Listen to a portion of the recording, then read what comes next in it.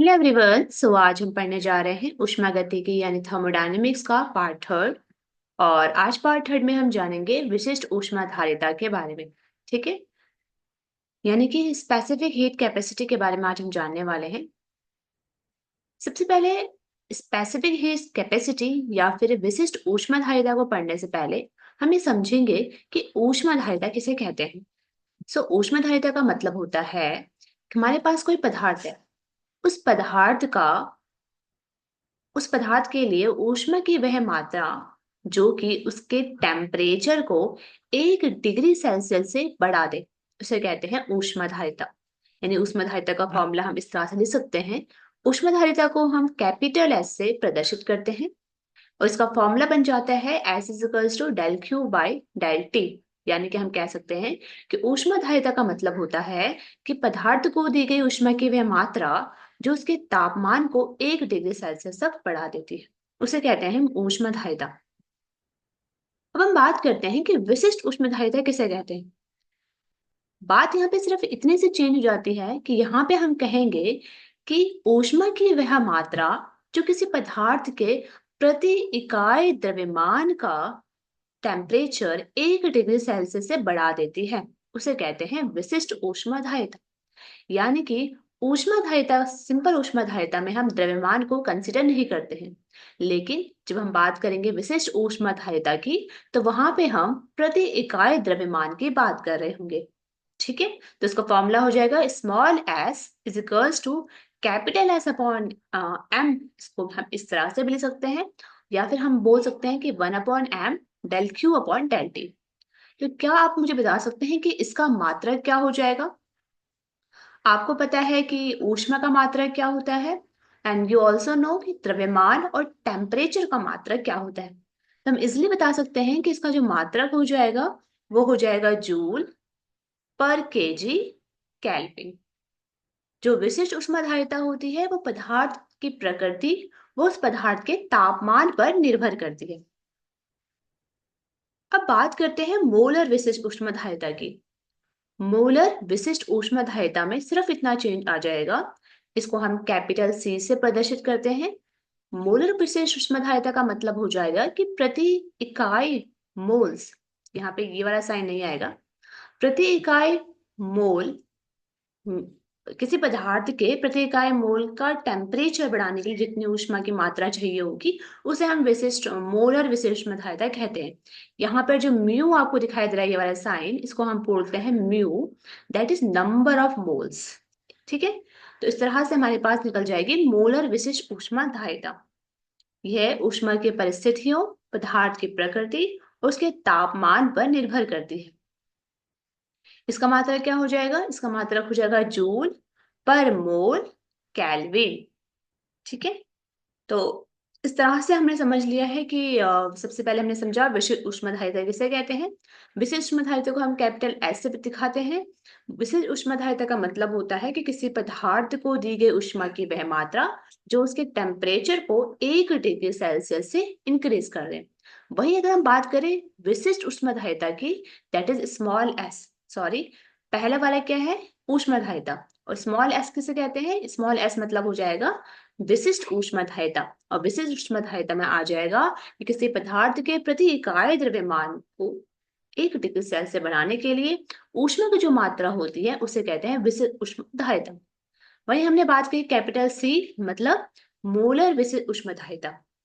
इसमें हम बात करते हैं किसी पदार्थ के प्रति मोल में का टेम्परेचर 1 डिग्री सेल्सियस से बढ़ाने की जो ऊष्मा चाहिए होती है उसे कहते हैं मोलर विशिष्ट ऊष्माधारिता। ठीक है, तो इसको हम एग्जाम्पल से समझते हैं और इसके लिए हम यहाँ पे निकालने की कोशिश करेंगे।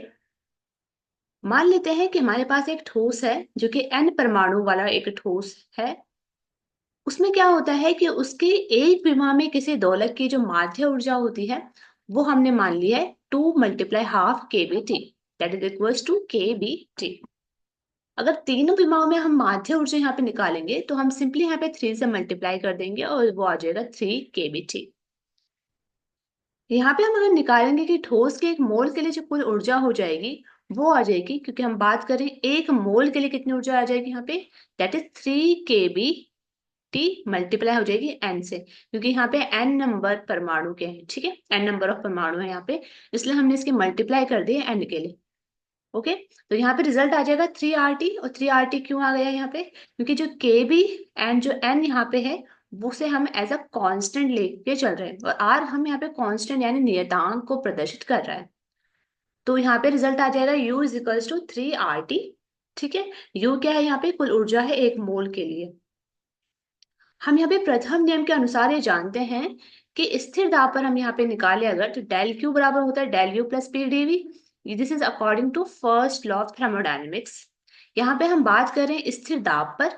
स्थिर दाब मतलब होता है कि जो प्रेशर है वो नियरली जीरो है। ठीक है, तो यहाँ पे प्रेशर नियरली जीरो है, और यहाँ पर किसी भी ठोस के लिए जो V होता है दैट इज वॉल्यूम, वो भी नगण्य होता है, दैट इज डेल V नगण्य होता है। तो हम यहाँ से कह सकते हैं इस इक्वेशन से कि हमारे पास आ जाएगा डेल क्यू बराबर डेल यू आ जाएगा। यस, आप देख सकते हैं यहाँ पे डेल क्यू बराबर डेल यू आ जाएगा। तो यहाँ पे हम फॉर्मूला अगर रखेंगे, मोलर विशिष्ट ऊष्मा निकालेंगे अगर, इसके लिए हम मोलर विशिष्ट ऊष्माधारिता, दैट फॉर्मूला हो जाएगा C is equal to del Q upon del T. यहाँ पर Q की जगह हम U रिप्लेस कर सकते हैं, और T की जगह हमने T रख दिया है। और हम जानते हैं कि U क्या है, U हमारे पास है 3RT। T से T कैंसिल हो जाएगा, तो रिजल्ट आ जाएगा C is equal to 3R। ठीक है, तो इस तरह से हम यहाँ पे मोलर विशिष्ट ऊष्माधारिता को कैलकुलेट करते हैं। अब हम बात करते हैं जल की विशिष्ट ऊष्माधारिता की। तो हम यहाँ पे देखते हैं कि जो ऊष्मा होता है उसका मात्रक क्या होता है, पुराना मात्रक कैलोरी। और कैलोरी का मतलब होता है, मान लो हम बात करें कि 1 कैलोरी का मतलब क्या होता है, तो 1 कैलोरी का मतलब होता है कि ऊष्मा की उस परिमाण के रूप में हम इसे परिभाषित करते हैं जो 1 ग्राम जल के तापमान को 1 डिग्री सेल्सियस में वृद्धि कर देता है। अधिक परिशुद्ध मापों से हम ये पाते हैं कि जब जल की विषय ऊष्माधारिता में ताप के साथ कुछ इस तरह से परिवर्तन होता है। हम इस डायग्राम को अगर ध्यान से देखें तो हमें यहाँ पे ये पता चलता है कि जो जल होता है उसका अगर हम टेम्परेचर डिग्री सेल्सियस में देखें, उसको हम इंक्रीज करते जा रहे हैं 20 से 40, 40 से 60, देन 80 एंड 100, तो उसकी विशिष्ट ऊष्माधारिता में कुछ इस तरह का चेंजेस हमें निकलता हुआ दिखाई देता है। ठीक है, यानी 20 पर ये कुछ इस डायरेक्शन में आ रहा था, यहाँ पे 40 पर इसके इतना हुआ, देन 60 में कुछ ऊपर गया, 80 में कुछ और ऊपर जाता है, और 100 में कुछ इस तरह से यहाँ पे पहुंच जाते हैं। तो ये चेंजेस हमें जल की विशिष्ट ऊष्माधारिता में दिखाई देते हैं। अब हम बात करते हैं किसी आदर्श गैस के लिए एक समीकरण की, कि हमें इंपॉर्टेंटली याद रखना है कि जो आदर्श गैस यानी एक आइडल जो गैस होती है उसके लिए इक्वेशन हम पढ़ते हैं, that is Cp minus Cv is equals to R। ठीक है, Cp क्या होता है, Cp का मतलब होता है कि स्थिर दाब पर मोलर विशिष्ट ऊष्माधारिता, किसके लिए, एक आइडल गैस के लिए। और Cv का मतलब होता है कि एक कांस्टेंट वॉल्यूम पर विशिष्ट ऊष्माधारिता, और R यहाँ पर एक नियतांक होता है। ठीक है, यहाँ पे हम देख सकते हैं कि Cp का मतलब होता है आदर्श गैस की क्रमशः स्थिर दाब और स्थिर आयतन पर मोलर विशिष्ट ऊष्माधारिता होती है, और R यहाँ पे सार्वत्रिक गैस नियतांक होता है। ठीक है, तो ये क्वेश्चन हमें इंपॉर्टेंटली याद रखनी है किसी भी आदर्श गैस के लिए, कि Cp माइनस Cv जो होता है वो इजिकल्स टू होता है R को। तो अब हम पहले क्या करते हैं, हम इस इक्वेशन को प्रूव करने की कोशिश करते हैं। हम यहाँ पे ये देखने वाले हैं, डिराइव करेंगे इस इक्वेशन को, और हम यहाँ पे ये देखेंगे क्या सच में Cp माइनस Cv करने पर R आता है या नहीं आता है। तो हम इसको डिराइव करने वाले हैं। ठीक है, तो हम देखते हैं, पहले हम सपोज करेंगे कि एक मोल गैस के लिए समीकरण हम जानते हैं क्या होती है। According to first law of thermodynamics हम ये जानते हैं कि डेल क्यू बराबर होता है del U plus P DV. ठीक है, सो हमारा सबसे पहला काम ये होगा कि हम क्या निकालेंगे, हम Cv निकालने वाले हैं। ठीक है, क्योंकि हमें पता करना है कि आज Cp minus Cv is equals to R होता है या नहीं होता है। तो यहाँ पे Cv हम कैलकुलेट करने वाले हैं। तो उसके लिए हम क्या करेंगे, हम यहाँ पे ये करेंगे कि जो Q ऊष्मा है उसका स्थिर आयतन पर अवशोषण होता है। ठीक है, अगर आयतन हमारा स्थिर रहेगा दैट मीन्स डेल V जो है वो बराबर हो जाएगा 0 की। अगर आप इस वाली इक्वेशन में डेल V 0 रखेंगे तो आपका ये पूरा टर्म 0 हो जाएगा, और यहां से आपके पास जो रिजल्ट आएगा वो आ जाएगा डेल क्यू बराबर डेल यू। ठीक है, यानी हम कह सकते हैं यहाँ से क्यू बराबर कितना आ जाएगा, यू आ जाएगा, आई मीन डेल यू आ जाएगा। ठीक है, और यहां से अगर हम कैलकुलेट करें क्या, Cv, अगर हम CV कैलकुलेट करें तो हम जानते हैं CV का फॉर्मूला होता है del Q upon del T at constant volume. और डेल क्यू कितना आ चुका है, डेल यू बराबर आ चुका है, और टी हम टी रख देंगे यहाँ पे, ठीक है। तो इस तरह से हम देखते हैं कि CV की वैल्यू आ चुकी है del U upon del T. Okay, next step हमारा होगा CP निकालना। तो हम क्या निकालने वाले हैं इस बार हम निकालेंगे CP, ठीक है, एट कांस्टेंट प्रेशर। अब यहाँ पे हम एक स्थिर दाब पर Q का अवशोषण कराएंगे, ठीक है। तो अगेन हम क्या करेंगे, सबसे पहले जो फर्स्ट इक्वेशन हमारी थी उसका यूज हम करने वाले। जो हमारे पास फर्स्ट इक्वेशन है थर्मोडायनेमिक्स की, that is equals to Q is equals to होते हैं कितना, U प्लस W, W यानी कि PdV। तो हम यहाँ पे देख रहे हैं कि हमारे पास यहाँ पे क्या है, स्थिर दाब है, ठीक है। दाब हमारे पास इस बार स्थिर है, तो यहाँ पे दाब अगर स्थिर है दैट मीन्स डी भी यहाँ पे मल्टीप्लाई होकर जीरो नहीं होगा, ठीक है। तो यहाँ पे रिजल्ट आ जाएगा CP इज इक्वल्स टू हो जाएगा del Q upon del T at constant pressure पे। तो यहाँ पे हम देखेंगे कि यहाँ पे वैल्यू रख देंगे इसकी क्यू की, सारे क्यू की वैल्यू रख देंगे यहाँ पे। तो क्यू की वैल्यू आ जाएगी हमारे पास डेल यू प्लस पी हमने बाहर निकाल दिया है क्योंकि पी यहाँ पर स्थिर दाब है यहाँ पे, क्योंकि पी एक एज अ कांस्टेंट यहाँ पे है, इसलिए यहाँ पे इसको बाहर निकाल दिया गया। फिर वी क्या हो जाएगा, डीवी अपॉन dt आ जाएगा, ठीक है। इस तरह से हमने इसको सॉल्व कर दिया। आगे हम ये जानते हैं कि एक आदर्श गैस के एक मोल के लिए P V is equal to R T होता है, ठीक है। ये क्वेश्चन में पता होना चाहिए, P V is equal to R T होता है। इसको हम क्या करेंगे, इसका हम डिफरेंशिएट अगर करें तो यहाँ पे डिफरेंशिएट यानी अवकलन करने पर हमें रिजल्ट आता है P del V upon del T is equals to R, ठीक है। इस तरह का रिजल्ट हमारे पास आ चुका है। हम यहाँ पे क्लियरली देख सकते हैं कि अगर आप इन दोनों को इक्वेशन को ध्यान से देखें तो यहाँ पर P जो है इस पूरे टर्म को हम रिप्लेस कर सकते हैं R से। तो यहाँ पे हम R रखेंगे ऊपर, और जब आप ऐसा करेंगे, जब आप इसकी जगह R रखेंगे तो हमारे पास इजिली आप इसको देख सकते हैं कि हमारे पास रिजल्ट आ जाएगा CP minus CP is equal to R।